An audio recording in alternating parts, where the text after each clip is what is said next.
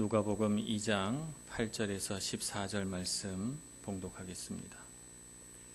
그 지역의 목자들이 밤에 밖에서 자기 양떼를 지키더니 주의 사자가 곁에 서고 주의 영광이 그들을 두루 비추매 크게 무서워하는지라. 천사가 이르되 무서워하지 말라. 보라, 내가 온 백성에게 미칠 큰 기쁨의 좋은 소식을 너희에게 전하노라. 오늘 다윗의 동네에 너희를 위하여 구주가 나셨으니 곧 그리스도 주시니라. 너희가 가서 강보에 쌓여 구유에 뉘어 있는 아기를 보리니 이것이 너희에게 표적이니라 하더니 호련히 수많은 천군이 그 천사들과 함께 하나님을 찬송하여 이르되 지극히 높은 곳에서는 하나님께 영광이요 땅에서는 하나님이 기뻐하신 사람들 중에 평화로다 하니라. 아멘. 찬양대의 찬양으로 하나님 앞에 영광 돌리겠습니다.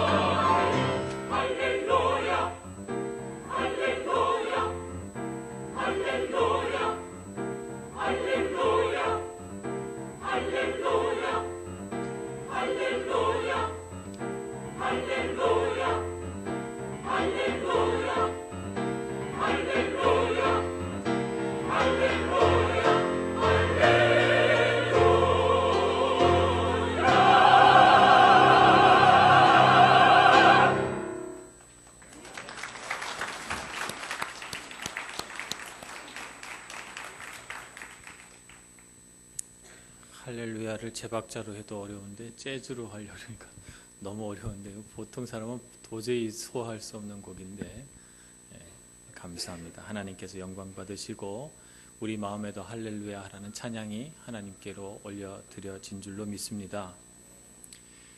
성탄절이 가까워 오니까 우리 마음이 굉장히 설레고 기분이 좋고 꼭 무슨 좋은 일이 일어날 것 같은 생각이 들지요.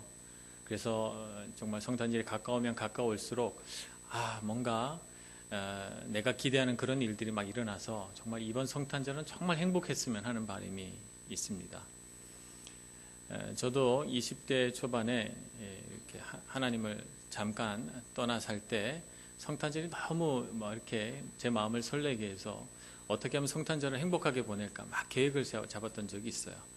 그래서 친구들이랑 만나서 막 이렇게 즐겁게 수다도 떨어보고 또 어디 여행도 다녀보고 막 어떻게 사람들이 많이 모인 곳, 막 캐롤송이 울려 퍼지고 막 사람들이 막 왁자하게 있는 곳에 막 가가지고 거기에 같이 묻혀서 막 기분이 막 업되는 걸 이렇게 경험해 본 적이 있어요.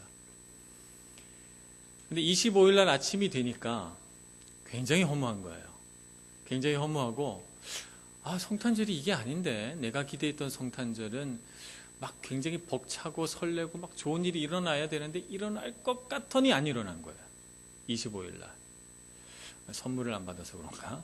별 생각을 다 하고 왜 이렇게 허무해지는 걸까 생각을 했는데 제가 하나님께 다시 돌아와서 주님을 만나고 맞은 첫 번째 크리스마스 날 예배당에서 예배를 드리다가 알았어요. 성탄절 아침에 예배를 드려야 충만해지는구나. 성탄절 아침에 예배를 쫙 드리는데 내가 기대하고 정말 충만해지기를 원했고 내가 정말 바랬던 그 뭔가가 25일 날 아침 예배 가운데 제게 전달되는 것을 느꼈어요. 그래서 성탄절은 여기 있구나 하는 생각을 했습니다. 성탄절 휴가차 떠나시는 분들에게 죄책감을 주려는 말은 아닙니다.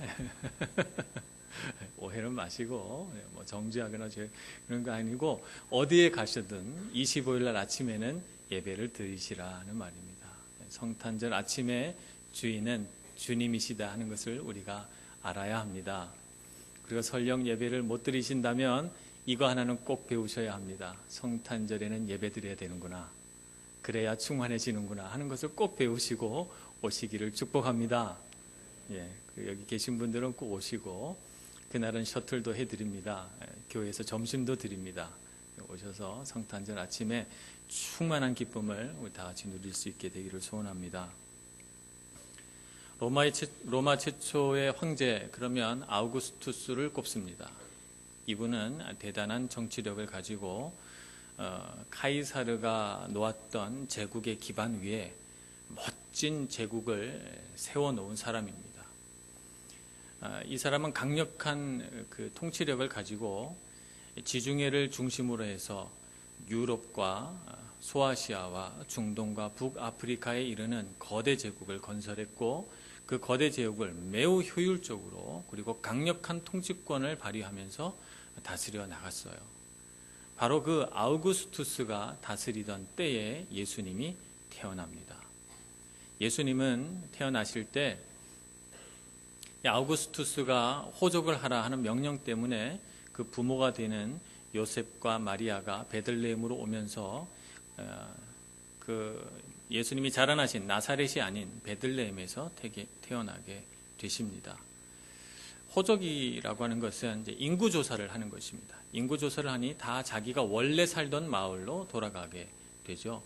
나사렛에서 베들레헴까지 지금 차로 달린다면 1시간 반 혹은 2시간 정도 여유 있게 달리면 달려갈 수 있습니다. 그러나 사람이 걸어서 간다면 그것도 아기를 뵌 산모가 무거운 몸으로 걸어가거나 나귀를 타거나 한다고 생각해 볼 때 그 길은 굉장히 힘든 길입니다. 그 힘든 길을 걷고 또 걸어서 베들레헴까지 온 거죠. 베들레헴까지 왔는데 여관이 없어요. 방이 없어요. 그래서 어찌 밤은 새야 되겠고 또 아기는 태어나려고 하니까 할 수 없이 마구간 한켠에 자리를 펴고 밤을 지새다가 아기가 태어나게 됩니다. 저희 교회에도 이제 젊은 부부들이 있거든요. 젊은 부부들이 있는데 그 젊은 부부들이 아기를 가졌다 이런 소식을 들으면 애가 애를 가졌구나 뭐 이런 생각을 하게 되기도 하고, 아이고 어떻게 나와서 키우려고 그러나 걱정이 되기도 하고, 어떻게 보면 또 그 청춘 남녀가 만나서 결혼해서 아기를 낳는다고 하니까 막 사랑스럽고 이쁘기도 하고 막 여러 가지 마음이 이렇게 교체가 되면서 아유 이 아기를 낳고 얼마나 고생을 하고 그럴까 생각하니까 좀 안타까워요. 안타까운 마음이 좀 큰 것 같아요. 요셉과 마리아가 바로 그렇죠. 이제 막 결혼했고 젊은 부부고 먼 곳까지 왔기 때문에 아무도 이 산모가 아기를 낳는 일을 도와줄 수가 없는데, 아버지 된 남편 된 요셉은 아기 낳는 일은 아무것도 몰라요. 얼마나 허둥거리고 불안하고 두려웠을까요? 그 두려운 밤에 산모는 아기를 낳는 고통을 겪고 아기를 세상에 태어나게 합니다. 그래서 그 아기를 예쁘게 싸서 말구 위에 올려놓고 그 모든 고통이 다 지나간 뒤에 이 부부는 아마 환한 얼굴로 아기를 내려다보고 있었을 거예요. 그런데 이 아기를 내려다보는 또 한 분이 계셨는데 바로 우리 하늘 아버지이시죠.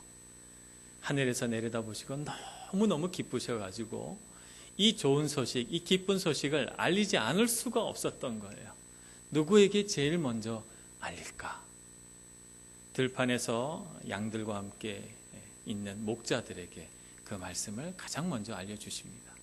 환한 빛을 그들에게 내려주셔서 그들 가운데 말씀하시기를 무서워하지 말라. 보라 내가 온 백성에게 미칠 큰 기쁨의 좋은 소식을 너에게 전하노라. 이렇게 말씀하십니다. 하나님 아버지 마음이 너무너무 기쁘신 거예요. 그런데 왜 이렇게 좋은 소식을 유명한 사람, 권력 가진 사람, 돈 많은 사람 뭐 이렇게 전해주시질 않고 목자들에게 들판에서 지붕도 없이 잠을 자야 되는 이 낮고 낮은 자들에게 전했을까요? 여기에 하나의 대비가 있는 것입니다. 아우구스투스라고 하는 위대한 통치자, 세계 역사에 이름이 남을 위대한 통치자와 이름 없이 말구유에서 태어나신 그리스도 예수와 누가 참 구원자인가? 누가 우리를 구원할 참된 구원자인가 하는 것을 대비시키고, 하나님의 관심은 권력 가지고 힘이 있어서 이 세상 가운데 유명해지고 힘이 있는 사람이 아니라 낮고 낮은 목자와 같은 자, 말구 위에 놓인 아기와 같은 사람에게 하나님이 관심이 있다는 것. 그래서 이 세상의 가장 낮은 자로 아들 예수를 태어나게 하셔서 연약하고 약한 모습으로 이 세상을 쭉 사시다가 그 연약하고 약한 어깨 위에 다시 십자가를 지시고 걸어가게끔 하셨습니다. 오늘 우리는 이 세상을 살아가면서 우리의 목표는 아우구스투스가 되는 거예요. 어떻게 하면 더 많은 권력과 더 많은 찬사와 더 많은 물질을 소유할 수 있을까? 이것이 우리의 관심이고 우리의 관점이에요. 근데 하나님의 관점은 어떻게 하면 이 세상 사람들에게 구원을 줄까? 어떻게 하면 이 세상 사람들을 정말 행복하게 할까? 하는 것이 하나님의 관점입니다. 그래서 낮고 낮은 자들을 불러 높고 높은 사람들을 부끄럽게 하시고, 많이 가진 자들이 아닌 적게 가진 자들을 불러 많이 가진 자들을 부끄럽게 하시고, 지혜 많고 많이 배운 자들이 아닌 배우지 못하고 어리석은 자들을 불러 지혜 있고 많이 배운 자들을 부끄럽게 하십니다. 오늘 주님께서 우리에게 주시는 이 구원의 큰 기쁨, 구원의 큰 좋은 소식, 이 소식을 우리 마음에 품으면서 하나님께서 우리의 어떤 면을 보시는가 하는 것을 잘 생각해보고 우리의 관심, 우리의 목표, 우리의 추구를 바꿔야 될 줄로 믿습니다. 하나님은 낮은 자와 이름 없는 세상의 모든 사람을 감싸 안으십니다. 왜냐하면 우리와 교제하기를 원하시기 때문입니다. 우리를 감싸 안으시고 우리와 이야기하기를 원하시고 교제하기를 원하십니다. 그래서 우리가 그 안에서 회복되기를 원하시죠. 이렇게 감싸 안으시는 하나님이 있는가 하면 하나님의 또 다른 속성이 있는데 그것은 구별하시는 하나님이세요. 우리가 꼭 이 두 가지를 다 기억해야 합니다. 우리를 감싸 안기도 하지만 때로는 우리가 구별되기도 원하십니다. 구별하시는 하나님이시기도 하십니다. 오늘 천군 천사들의 합창을 볼까요?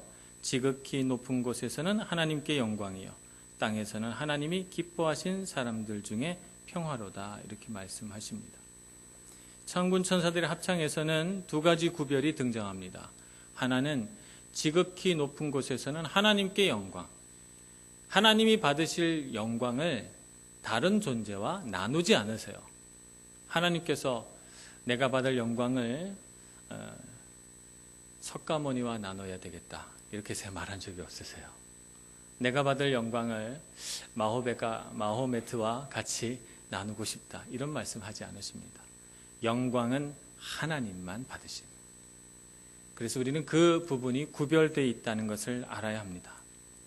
우리를 구원하심, 우리를 향하신 하나님의 능력, 우리를 향하신 하나님의 사랑에 있어서 하나님은 탁월하신 분이고 그런 부분에 있어서 하나님은 구별되어 있는 분이시고 그래서 하나님을 향해 우리가 고백할 수 있는 것은 주님은 영광 받으시기에 조금도 부족함이 없으시다는 것입니다. 영광 받으실 분은 오직 하나님밖에 없다고 고백해야 합니다. 이것이 하나님을 향한 구별입니다. 또 하나의 구별이 있는데 그것은 땅에서는 하나님이 기뻐하신 사람들 중에 평화라고 했습니다. 우리는 이 평화가 모든 사람들에게 다 주는 평화는 아니라는 것을 알아야 합니다. 왜냐하면 구분하셨기 때문에 그렇습니다. 땅에서는 하나님이 기뻐하시는 사람들 중에 평화지 하나님이 기뻐하시지 않는 사람들에게도 평화를 주시진 않아요. 구별이 있는 것입니다. 그러면 하나님이 기뻐하시는 자들은 어떤 사람입니까? 하나님께 영광 돌릴 줄 아는 사람. 이 사람을 하나님께서 기뻐하시죠. 하나님을 기뻐하시는 사람, 하나님이 기뻐하시는 사람에게는 평화를 주신다 하는 말입니다. 우리를 감싸 안기도 하시지만 그러나 하나님의 하나님 되심을 드러나게 하셔서 하나님을 향하여 영광 돌리지 않는 사람은 구별해 놓으시고 하나님께 영광 돌리는 사람을 구별하셔서 그들을 하나님의 자녀로 부르시는 하나님의 탁월하신 사랑을 보게 됩니다. 그러므로 우리는 하나님께 영광 돌릴 줄 아는 사람이 되어 하나님을 기쁘시게 해야 됩니다. 하나님은 우리에게 구원자 예수 그리스도를 내려 보내주셔서 우리를 기쁘게 하고 우리는 그 구원자 되신 예수 그리스도를 알아 하나님께 영광 돌리며 하나님을 기쁘시게 하고 하나님은 사람은 하나님을 기쁘시게 하는 그런 성탄절이 되어 주님 앞에 영광 돌리시는 저와 여러분 모두가 되기를 간절히 축원합니다. 기도하겠습니다. 주님의 은혜와 사랑을 우리에게 베풀어 주옵소서. 성탄절의 의미를 우리가 잘 깨달아 하나님께 영광을 돌리며 하나님을 기뻐하며 주님께 은혜 받은 자들이 또 주님 앞에 평화를 누리는 그런 성탄절이 되게 하여 주시옵소서. 예수님의 이름으로 기도합니다. 아멘.